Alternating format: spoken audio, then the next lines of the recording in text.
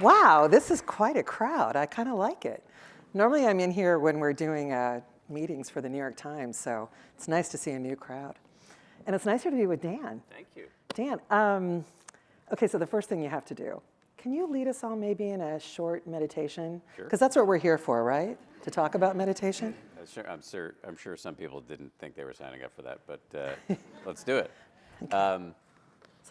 So we'll do it just for maybe 2 to 3 minutes, really quick. I'll take it easy on you.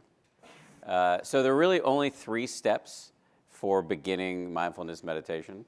And the first one is to sit with your spine reasonably straight, which can fend off an unwanted nap. No sleeping. No, well, actually, if you fall asleep, worse things could happen. Yes. So now you have a decision to make. Do you want to close your eyes? Most people close their eyes. If that stresses you out, you can just kind of gaze softly at a neutral point on the ground in front of you. So that's the first step. Sitting in a reasonably dignified manner, eyes closed or gazing at the ground. Second step is to bring your full attention to the feeling of your breath coming in and going out. Might help to pick one spot, like your nose, your chest, or your belly. And you're not actually thinking about your breath. You're doing something a little different. You're just feeling the raw data of the physical sensations. One thing that can be useful to stay focused is to use a little mental note of in and out. And so that's kind of the skillful use of thinking to direct you to your actual experience. The breath is coming in. Make a little mental note of in. Breath is going out. Make this mental note of out.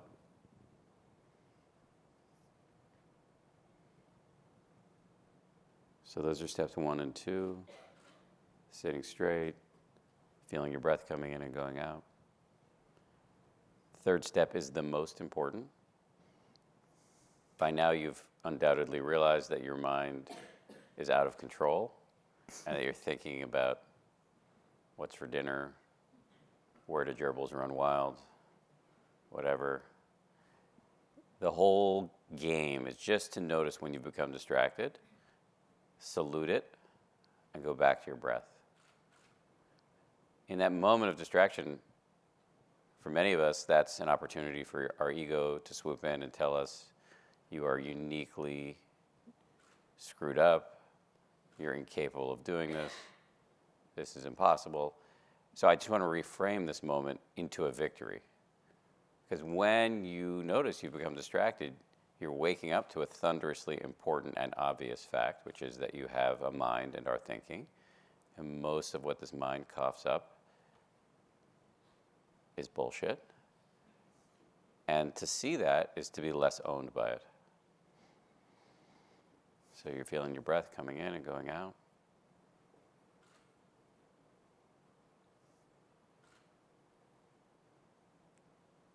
Maybe you're focused on the breath for a nanosecond and then you get distracted. Blow it a kiss, then you're back to the breath.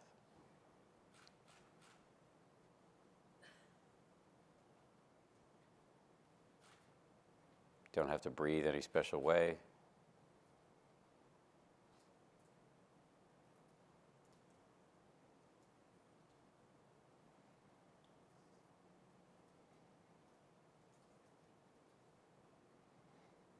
Just a few more seconds, making a mental note of in on the in breath, and out on the out breath.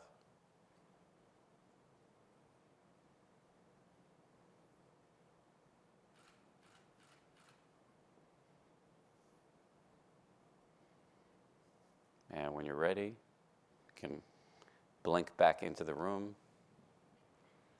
Did anybody die? We have defibrillators standing by. That was great. I have to say, I am so much more relaxed now than when I walked out. So if you didn't do it for anyone else, thank you for doing that. I kept thinking about how when I walked on stage, I saw my wife sitting in the front row and she stuck her tongue out at me. So I was like, Well, that's called reality, Did right? you think you were going to get away with that?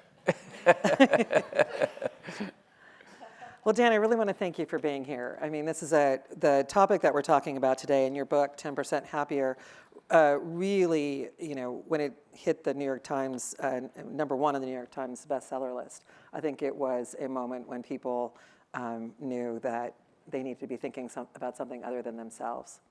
And I want to take you back to 2004. On June 7th, a very specific event happened to you. Do you recall? Do you know what I'm talking about? Nope. Oh, well, that's why we have the book.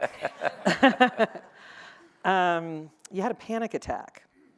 And as you wrote, your mind was in, and this is on air. Do you remember this now? It's jarring something. Yeah. Yes. And just to kind of read a couple sentences from the book, you said your mind was in outright rebellion. My lungs seized up in what pulmonary doctors call air hunger. I could see the words scrolling up in front of me on the teleprompter, but I just could not get myself to say them. Every time I stumbled, the prompter would slow down. Can you talk a little bit about that panic attack that you had on the air and how it kind of led to us being on the stage right now? Yeah. So, like I said, it's 2004. I was filling in for the newsreader. We don't do this anymore. We used to have a person that would come on at the top of each hour on Good Morning America and read the headlines. And bless you. And at that time, the job was held by a woman named Robin Roberts, who's now the main host of the show, and I was filling in for her, and I'd done this a million times, so I didn't have any reason to be nervous. And just a few seconds into doing my little spiel, I started to freak out, and it was this kind of vicious cycle because I was having the physiological reactions, and I could tell I was short of breath, and my heart was pounding, and then my mind reacted to that, and I had this whole inner dialogue of like, wow, you're freaking out, this is bad. And you're on camera. And on camera, and everybody's seeing this, and the worse my mind reacted than my body reacted, and it's a vicious cycle. And so I had to do something I'd never done before, which is to quit right in the middle of my newscast and toss it back to the hosts of the show. And it was pretty inconvenient. And what was going on in your life at that time that made that happen? Because I think there was some precipitating factors for that. Yeah, cocaine. I was a young, ambitious reporter. I had spent a lot of time in war zones, including Afghanistan and Israel and the West Bank and Gaza and Iraq. I was in Iraq 6 or 7 times. And I came home from a lot of intense experiences, and I got depressed. And I came up with an incredibly dumb way of handling that, which was to self-medicate with recreational drugs, which I had never done before. That I found out after the panic attack raised the level of adrenaline in my brain and primed me to have a panic attack. So, it was a bad situation. And so how did you, I remember in kind of reading your book, which it's the 5th anniversary of your book, you talked about how people rushed to kind of help you. But it wasn't your only panic attack. You had another panic attack later. Yeah, so I had this panic attack that morning, and people kind of rushed over to make sure I was okay, and I lied to everybody and said, I don't know what it was, I'm fine. And I went back on the air an hour later and was fine. So I kind of got away with it.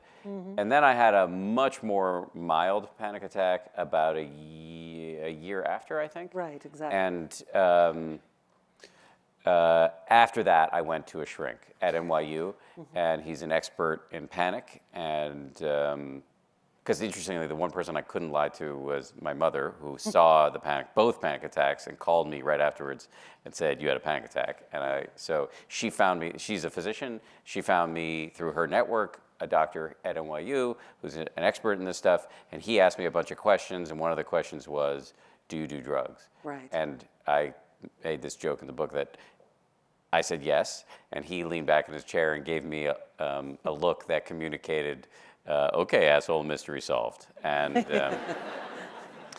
can I say that word at the New York Times? I don't know if it's in the style book. Okay, well, I guess I said bullshit in the middle of a meditation, so. Well, that's totally appropriate. That's fine. Anyway, that moment was huge and really set me off on a. First of all, I stopped doing drugs and started to see him, Right. which was very helpful. He really saved me, and ultimately kind of led me off on this weird, windy journey that I write about in the book that got me to meditation after taking some stops in some very strange places. Yeah, I want to talk about how it led you to meditation. What do you think about meditation kind of helps you, deal with? Do you still have panic attacks or no?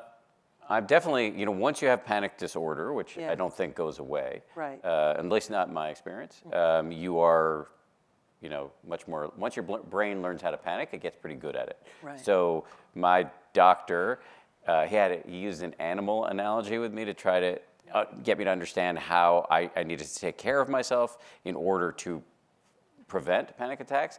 And I remember going back to him years later, and I was like, remember that time you told me I need to treat myself like a stallion? And he said, no, I said thoroughbred. But I heard stallion.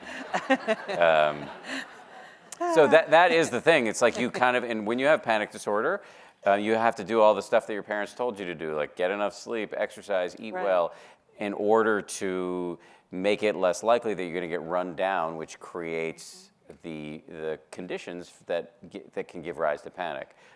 As I've learned, another great way to create those conditions is do a ton of cocaine. Right. Why did you turn to meditation? Like, what was your introduction? How did that happen? Like, who did you meet? I know you talk in the book a lot about Eckhart Tolle and the impact he had on you, but maybe you could walk us through that. Sure. Eckhart Tolle. So I was around this time that the panic attack happened. I had also been assigned to cover faith and spirituality for ABC News, which I really didn't want to do. I had no interest in faith or spirituality. I didn't even know what the latter meant. And it turned out to be great. I really met a lot of interesting people in the mosques and megachurches and all these other places that I was going to, and I loved the beat. And a few years into it, one of my colleagues recommended I read a book by Eckhart Tolle, who's a mega best-selling self-help guru, and she thought he would be a good story. But she actually loved him. And so I read the book, and at first I absolutely loathed him, and it was a lot of kind of spiritual gobbledygook. And but then he started, as I continued to read the book, he starts talking about the fact that we have this voice in our heads, by which he's not referring to schizophrenia or anything like that. He's talking about our inner narrator that chases us out of bed and is yammering at us all day long and has us thinking about the past or the future to the detriment of whatever's happening right now. And it was such a powerful thing for me to read. I had never heard this before, and it was powerful, one, because it was obviously true, and two, because it really explained my panic attack. It was because of the voice in my head that I went off and covered all these wars without really thinking about what might happen to me. Then I came home and I got depressed and didn't even know it, and then I self-medicated.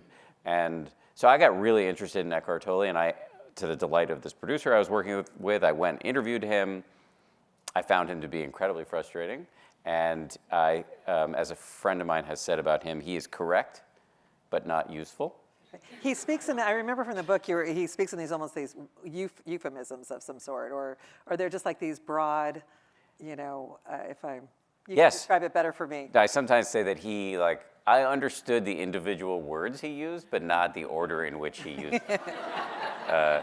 So it was the stringing together that made it. That's right. And also there's something about his sort of gnomish delivery. He's a strange individual. But his writing about the ego, the voice in our heads, is incredibly incisive. And as much as I have delighted in making fun of him for a long time in the book and elsewhere, he changed my life. And without that book, I would never have come to meditation. And it really opened me up to something really important. As I later discovered, a lot of that diagnosis is not original to him. Right. There was a guy, called the Buddha who was talking about this a while before him. Right. So that was also very important for me to learn. So do you go to do you study in temple, or what do you like at a Buddhist temple? Yeah, now or I would call myself a Buddhist. I do call myself a Buddhist, but not in the sense of it being a faith. So I maintain the atheism I was raised with by my parents. But Buddhism is perfectly suitable for atheists and agnostics. It's the Buddha himself did not describe himself as a god or a prophet. He did not have a creation myth about the creation of the universe. Right. He specifically said, look, I'm going to make a few metaphysical claims like karma and rebirth, but don't believe it unless you check it out in your own meditation practice. And so I've seen no evidence for reincarnation. Therefore I don't believe it. And I am very skeptical of all metaphysical claims, but I think the Buddha's insight into the nature of the human condition is incredibly powerful, and the tools he came up with of meditation and the sort of intellectual infrastructure that grew up around it is extraordinarily powerful. And so in that sense, I'm a Buddhist. And one of my favorite expressions about Buddhism is it's not something to believe in, it's something to do. Right. And it's practice. And now it can be practiced as a faith, and it is by millions of people. And I have no beef with that. It's just not the way I do it. Were there other spiritual gurus that you kind of came across that impacted you as well? I spent a little bit of time with somebody named Deepak Chopra. Oh, that guy, Yeah. I make fun of him too. What did he teach you? Or was there a lesson, a specific lesson that you thought he taught you? What did he teach me? I think I've modeled my public presentation in reaction to him, I would say. What does that mean? What do you mean by that? Well, I think my whole shtick of 10% is a way to counter-program against what I think some of the over-promising is in the self-help world. Yeah. And I like Deepak. Actually, he's a very charming, fun, smart guy. But some of his sort of rhinestone glasses, talking about things that he's harder to understand than Eckhart Tolle in many ways. And some of that stuff is, my public presentation is a little bit based on trying to do something different to that. There was an article about... I'm being diplomatic. No, and I appreciate that. There was an article in the Times about where he talked about his day, and I was just like, oh man, I can't do that. It was more busy than anybody I'd ever... It didn't feel very Zen in a way. And is it fair to say that you like to be referred to as the Zen guy, or? The Zen guy? No, I would not say that I like to be referred to as the Zen guy. I don't even know. It's funny because it's become an expression. Right. We say this guy's so Zen, but it actually refers to. Zen Buddhism is a whole specific school of Buddhism. I'm not in it, but I have some teachers who are in it, and so I have a lot of respect for it. But it's not what you would think. Those guys hit you with a stick when you fall asleep when you're meditating, and they, for real. So it's got a bit of a branding issue. Do you remember, can you recall, of course you know what's coming, or maybe you don't. Can you recall what it was like, what it felt for you physically when you first started meditating? Oh, horrible. I'm sure some of you guys, if you've never meditated before, you really get a sense of how, fidgety you are, and maybe felt an urge to check your phone or punch me in the face or whatever. I really am not good at sitting still. I use at home and at work standing desks. I really do not like to sit still. So the first time I meditated was, just being thrown up against the inner cacophony is really uncomfortable, both physically and psychologically. But actually, that is a really powerful insight. To see how crazy you are is useful, because when you don't see it, it's owning you. It's driving you in a way that it's happening blindly. And so the point of meditation, in my view, or one of the main points, is to wake up to the inner torrent so that you can make wiser decisions. Yeah, you described it beautifully in your book when you were talking about sitting on the cushions as being a terrible idea, and you said, I I tried to focus on my breathing, but I can't keep up a volley of more than 1 or 2 breaths. In, out, in. Holy crap, I think my feet are going to snap at the ankle. Come on, dude. In. It feels like a dinosaur has my rib cage in its mouth. Out. I'm hungry. It's really quiet in here. I wonder if anybody else is freaking out right now. How much has it changed? How much has your practice changed from that kind of experience? Not very much. So the thing is, like, the mystery of consciousness, right, to get a little grandiose, is we know we're thinking. We know stuff. In other words, you're taking in visual data right now. You can hear my voice. But we don't know what is knowing it. What do you mean by that? We don't know, if you try to close your eyes and listen to all the sounds around you, and then find what is hearing, who's the little Laura in there, you won't find it. We walk around as if there's some homunculus in the back of somewhere between here and here, that is the core of us. But if you look for it, you won't find it. And so the mystery of consciousness is we don't invite all of these thoughts and feelings and emotions and urges, et cetera, et cetera. So many of these thoughts that I describe kind of semi-jokingly in my meditation, they still arise. What's different is they're not as sticky. And that is a massively game-changing skill that anybody can develop. So I might get an urge to say something that will ruin the next 48 hours of my marriage, or to eat the 78th cookie or whatever, and 10% of the time, but I would argue probably now significantly more than that, I don't do it because I see it as it's happening. And that kind of inner telescope is what we're developing in meditation. So all these ridiculous thoughts still come up. Is it a visual thing for you? Because sometimes when I meditate, and I'm really a so-so meditator, I literally can see like a field. And then when a thought comes in, I see it as words, and I just see it like slide through out the other, maybe one in one ear and out the other. Maybe that's, never listened to my mother. But is that how do you? Every minds are, all different. That's not the way it goes for me, but that's, that sounds great. What I was gonna react to your description of yourself as a so-so meditator. When I hear that, that tells me you're doing it right. That it should be humbling, if not humiliating, to meditate. And I often say that, it's like if you go to the gym and you're not panting or sweating, then you're cheating. And if you sit and meditate and all of a sudden you're in this, bulletproof bliss bubble, then you're either enlightened or dead. And I was going to say lying to yourself.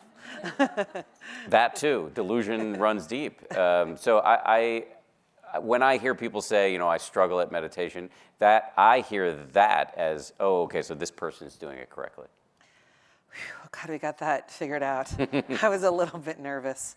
One of the things I want to talk about is, people talk about the blissed out state of meditation and how it can calm you, but we all live in New York City, and we have really intense jobs and lives. Can you talk a little bit about how you manage the positive aspects of meditation with having a really high stress job? How do you balance that? I think that was the core question in the book. Right. Denise Oswald is right here, who edited the book and agreed to publish it when nobody else wanted to publish it. Thank you, Denise. We talked about this a lot. This was what I was trying to figure out. And I met her when I was in the middle of writing the book, what I was trying to figure out in the writing of this book. Can you be less insane and retain your effectiveness? And you grappled with it, though. I still grapple with it. Well, interesting. I kind of felt like you grappled with it when you were like working at ABC very early on, when you were like trying to kind of be, it almost was you were passive versus, yes. Finding that balance between being who you are in this kind of core self, but at the same time acknowledging the more quiet side of you. And I think you described it well in the book regarding a meeting with one of your bosses, a guy by the name of Ben Sherwood. And I think if I'm remembering him, if I've written it down accurately, he said to stop being so Zen, which was interesting because, but what I think he was really saying is care more about your job, maybe? Yeah, I think that's what he was saying. It wasn't a compliment, whatever he was saying. So, I mean, that's right. So when I first started meditating, I think I misinterpreted some of the lessons. I know I did. I misinterpreted some of the lessons. The meditation is not about passivity. That is often referred to as kind of a pitfall of the path. You can become passive, and that's not what you're supposed to do. Meditation is about making you more effective, to make better decisions, to see clearly that rushing and being mean, all that feels bad and will actually reduce your effectiveness. But there's a way in which I, at the beginning, kind of thought, well, I'm a bad meditator if I lose my temper in this situation or if I advocate for myself. And the truth is, losing your temper probably doesn't make sense, but advocating for yourself does. And so learning how to strike that balance has been incredibly important for me. Over time, I've come to the view that you can be more relaxed and be effective, and that the two feed off of each other in a really nice way. So what's your daily practice like? So for a minute, I was doing, for 3 years actually, so more than a minute, I was doing 2 hours a day. Wow, Yeah. that's, when?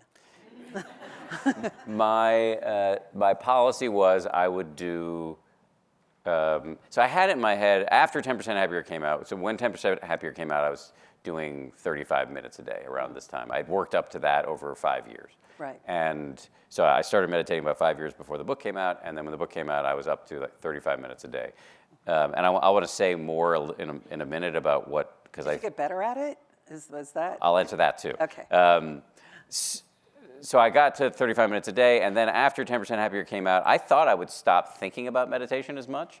And I remember I read a novel, and that was the last novel I read. I went immediately back to just reading about meditation and Buddhism because it really, my hair truly is on fire about this. Wow. And so I got, after the book came out, I found myself getting deeper and deeper in my interest. And I had it in my head that 2 hours a day was the thing that serious meditators did, like really serious meditators. But I knew I didn't have the time to do that. And then one of my friends, Sharon Salzberg, who's a great meditation teacher here locally, mentioned to me that she knew a guy who had decided he wanted to do 2 hours a day, but his rule was he would do it in whatever increment he wanted.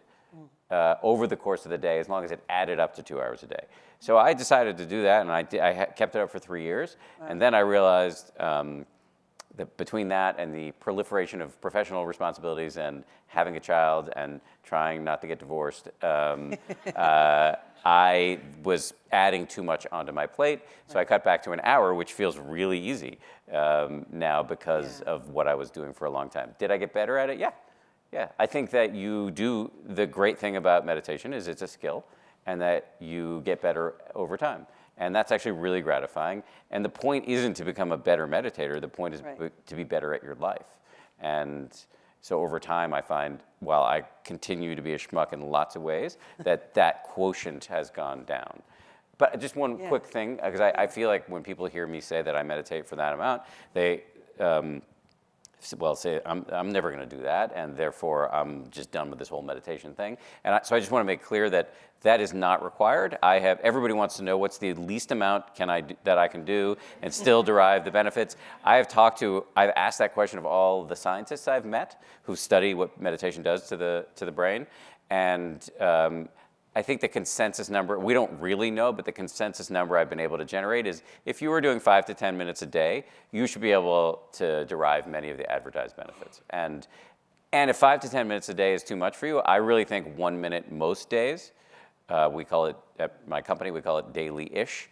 And that really is a great way to get started. We do an annual meditation challenge for the friendly folks at Apple, so 150,000 people, where at once in the month of October every year, we do a monthly challenge, and we say, do at least a minute for 25 out of 31 days, and the buy-in rates on that are incredibly high, because when you lower the bar that way, it becomes doable. Is that why our iPods are late or our iPhones are late? I hope so. They're all relaxed? Yeah.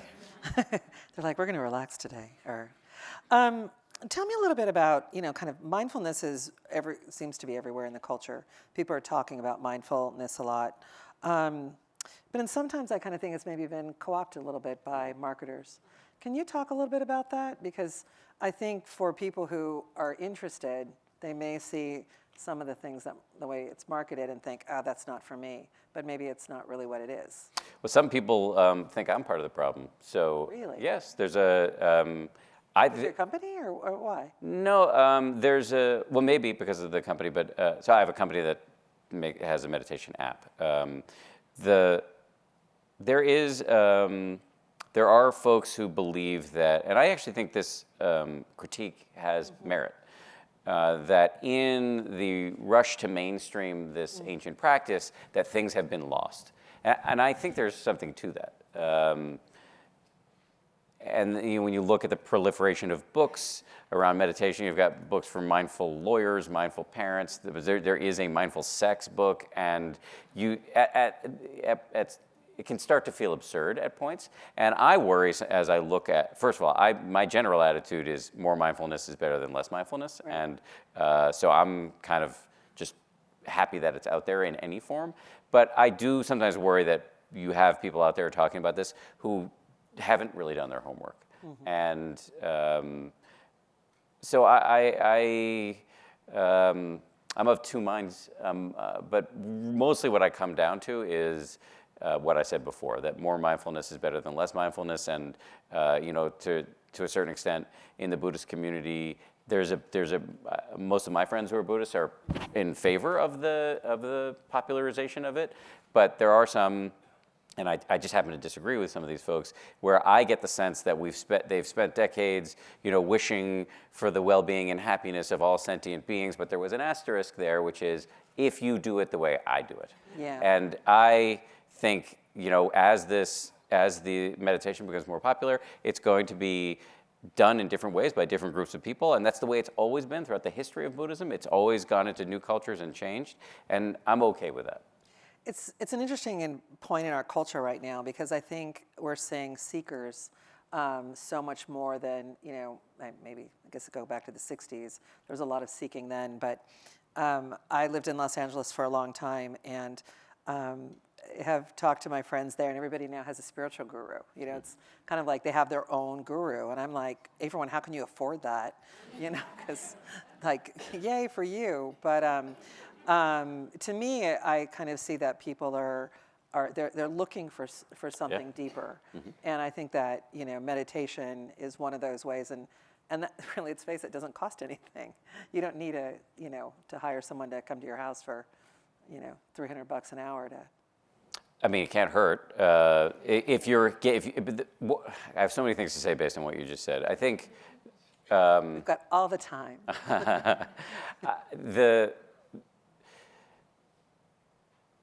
Part of the problem with all these sort of homemade gurus is that when it comes to the skill of meditation specifically, in my view and in my experience, it takes an enormous amount of training, and it is an incredible. That's why I very specifically do not refer to myself as a teacher. I'm a journalist who's written some stuff about meditation. I'm interested in it. I do it to the best of my ability, but 10 years of daily meditation, which is what I've done, is nothing compared to the experience that the meditation teachers for whom I have the deepest respect have done. And these, I'm married to a physician. She did med school, residency, fellowship, and I watched that amount of training happen because we were living together for this period of time. These meditation teachers are doing decades of silent meditation retreats where they're learning all about Buddhism, the philosophy, but also they're really going down all the byways of the mind, so that when they take on this massive responsibility of going under the hood of your mind, they can give you careful, wise advice. And so when I hear about people hiring some guru who's got a degree from, a degree in metaphysics from the University of Sedona or whatever. I worry about what kind of advice is being delivered, and especially since I know now, having worked with teachers one-on-one in my own mind, what a tricky and subtle business this is. The other thing you brought up is the seeking that's happened in our culture, and I'm certainly not anti-technology. Obviously, we have a relationship with Apple. Right. But I do think that technology is a huge part of this. And we're seeing unprecedented levels of anxiety, depression, suicide. And I think the rise of technology and social media specifically, and again, I'm not anti-social media either, but I'm anti sort of mindless use of this, is playing a role. We're doing, as a friend of mine has said, a global, unregulated science experiment with our brains. Yeah, it's an interesting point. And I really...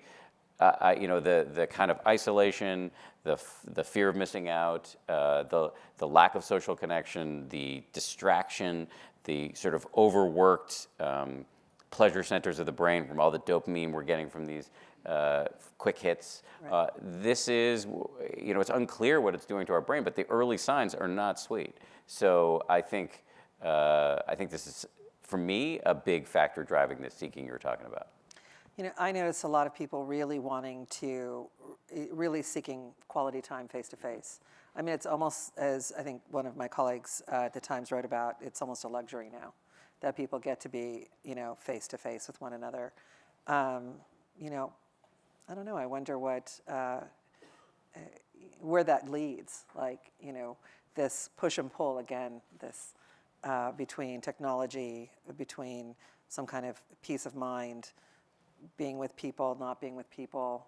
I mean, I don't know. I mean, where does it go? I mean, do you see people wanting to connect more personally? Absolutely. Yeah. I do. Obviously, you all are here. I mean, that says something, right? I think there's a reaction against the technology. And I do wonder, is there a class issue here? So I, for example, have, with the help of this wonderful author, Catherine Price, who wrote a book called How to Break Up with Your Phone. And she uses mindfulness as part of her technique for getting people to have saner relationships with their technology. And she came into our house and really kind of remade the way I interact with my phone at home. One of the things she did was she made a bed for it in my bedroom closet so that it's really uncomfortable to check it. And the rule is I have to put it there when I'm home. Uh-huh. And that means that my son does not see me much with the phone. We have a 4-year-old. Interesting. And that is beautiful, and I think it's made a big difference in my happiness level and in our level of connectivity when I am around. However, what if I had bosses who required me to check my emails in the middle of the night because they were, what if I could get fired if I wasn't checking my email all the time? And so I have this luxury of being able to do this. And so I do think it, in some ways, is now and could become even more so a class issue. Do you, when 10% Happier came out, it was published in 2014, and as I said earlier, it quickly, just went up. It was very popular, and it was #1 on the New York Times list. Why do you think it resonated so much with people? Was it because it wasn't 20% happier? Well, as you know, there were some folks at the publisher who tried to get me to make it 20% happier. We had a negotiation. I'm still trying to figure out why it worked. I'm happy about it. I spent 5 years working on it, and I had every reason to believe it was going to be a terrible failure. And I had trouble selling the book to publishers. As I mentioned before, Denise was the only editor who even gave me a meeting. And I think the thinking was, oh, so you're like a B.C. level network newsman talking about what at that time was a very niche concern, meditation. It was, I've joked, this is the only time in my life I've ever been ahead of a trend. And so I didn't think it was going to do well, and I used to joke to Bianca that every time I would get up to leave the room to write to work, I would say, I'm going to work on the worst book ever. And I remember the morning when I got it was an afternoon, I got a call from my literary agent to say that the book had hit #1 on the New York Times bestseller, and I called Bianca, and she was in the middle of a meeting at her hospital, and she walked into the hall and we just giggled for a long time. 20% happier. We were more than 20% happier in that moment. It was awesome and incredibly gratifying, and it was, I was very nervous about the book, and I told a lot of stories that I thought could kill my career, and it turns out that didn't happen. And it's professionally speaking, this is the most meaningful thing I've ever worked on, and I'm just incredibly grateful to Denise and my wife who helped me do this book, and also to the folks at ABC News. And I think this is a big part of the real answer to your question about why the book did well, because ABC News was then and is now like irrationally supportive. They just got behind it and publicized it, and when you have a brand with that kind of megaphone behind you, it's hard to fail. Have you done a meditation session with Bob Iger? Bob has not called me. Disney owns ABC News. Yeah. I have. It's surprising. So I've now been asked to go speak to all sorts of parts of Disney. So I've spoken to the Imagineers at Disney World and the folks at Disney Channel. They're the most fidgety ones, right? They're very nice people. I made a joke about turkey legs, because those are pretty popular at Disney. And when I got backstage, there was a turkey leg waiting for me. They're good hospitality. It's funny, when I finished the book, I kind of felt like you were still kind of searching a little bit, still trying to figure things out. Like, you don't come, at least for me as a reader, you didn't really come to a conclusion of this is what it is. You were still like, oh, am I, going to be a jerk, or am I going to be mindful today? How do you feel now, 5 years later? Are you still searching? I'm definitely still searching, and I'm making good on the 10% promise. That I don't think there are silver bullets, and I don't think there's one clean answer out there. I'm still working on myself. I still have plenty of flaws, and that's why Bianca stuck her tongue out at me when I was walking out on stage. I still make mistakes all the time, and I think we have a picture of that.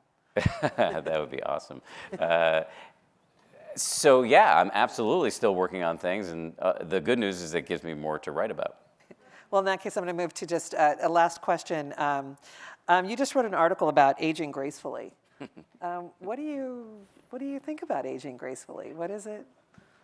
It's funny you brought this up in the backstage, and my wife heard it and started laughing hysterically because she hadn't read the article, but the article is about the stuff that she was laughing about, which is that I don't know that I'm aging that gracefully. I talk in the article about the fact that she handed me a picture of me and our 4-year-old son in a pool, and I quickly zoomed in on how flabby my belly is. I couldn't enjoy this beautiful image of me and this child. And so, yeah, I find that I have all sorts of unwanted, repetitive thinking around, being flabbier than I want, or not having as much hair as I would like, or looking old. And I think this stuff is inevitable. And what mindfulness does is help you see that it is happening and not drown in it as much. And that, to me, is a huge part of aging gracefully. Another part of aging gracefully that I think is really interesting, it was brought up by one of our questioners who is part of, he described himself as part of the aging as a spiritual practice, Sangha. Sangha is just Buddhist speak for group of people. And so these are a group of people who are all aging, as we all are, and I don't know what they do. They do something. But the fact of the matter is, one of the things that Buddhism calls on people to do is to wake up to a fact that is really unattractive to most of us, which is that we're aging, and we're all subject to illness, old age, and death. And we don't want to think about this. I get it. I don't want to think about it either. But we've been taught, part of the culture is that it's morbid. But in fact, waking up to the fact of your own finitude is enlivening and can really refocus your priorities. And I found this to be a very difficult practice, but a really worthwhile practice, to the point where I started volunteering in a hospice right. as a spiritual practice because it's, this is the truth. Yes, it's not news. It's quite a bit different from what we do in our day jobs. Right. But it is the capital T truth. And I think having a reckoning with that is really useful. I wrote a piece once when I was doing my will, and I really had to, you have to have a will, or else, the state kind of comes in. And the way I looked at it, I approached it, I called it gift giving in the afterlife. Because to me, I thought, okay, instead of thinking this is the end of something, it's a beginning for other people to share the things that I've loved in life, whether it's, China or, these possessions that we have, and also, give them other opportunities. So it's really, it's your vantage point, right? You're either looking, half glass full or half glass empty. It's an incredibly, and spending time with folks in a hospice, it's really interesting to see. Most of what's really been incredibly comforting to me is that toward the end,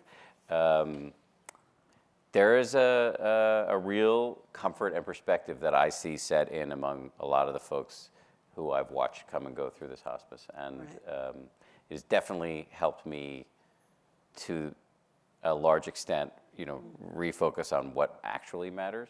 There's a guy in the hospice named Ronnie, who I don't think is ever going to die. He's been there for 5 years. I think that's a record for hospices. And we've become very close. And Ronnie has taught me an enormous amount. And I'll never forget one day we were chit-chatting. I go see him pretty much every weekend. Sometimes I bring my son, because Ronnie bribes him with candy. And we're talking about something. I was telling him that I was worrying about something in my life, and then I remembered Ronnie, and I was like, wow, you know what? Maybe I should put this in perspective. And Ronnie turned to me and said, just totally matter-of-factly, yeah, you have no problems. And that's true, right, when seen from that perspective. Thank you so much for spending your evening with us. And thank you to all of you. Thank you for coming out. So, thank you. Great job. Bravo to you. Bravo. Bravo to you.